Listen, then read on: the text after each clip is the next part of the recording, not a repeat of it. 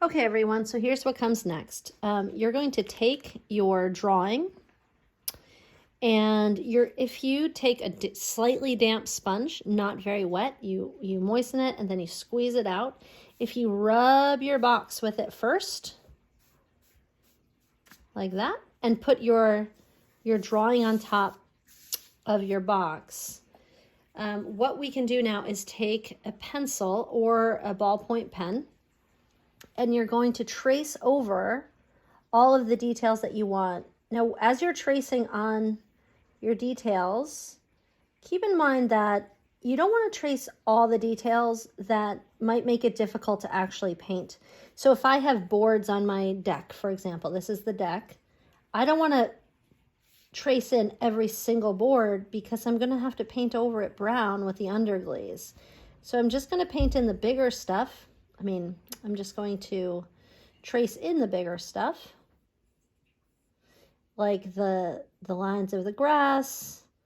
Here's my flower pot, which is actually on a tree stump. I'm going to draw that in right now. And the slip and slide. And I'm drawing it, I'm tracing over this lightly because I want the lines to transfer, but I don't want to be engraving or pressing deeply down into my clay.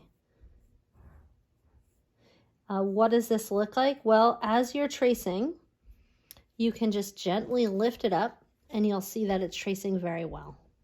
So if you dampen your clay first, especially if it's a little bit on the drier side, it will transfer your images really easily. Okay, so I'm just going to see, unfortunately my drawing is a little bigger than I need it to be. So I'm just going to do the best I can.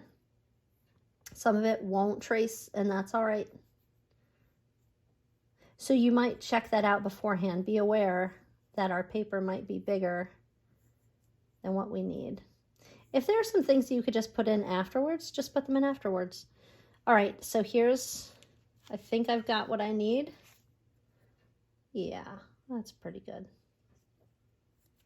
I'm going to lift this up, and you can see that I've transferred onto my drawing.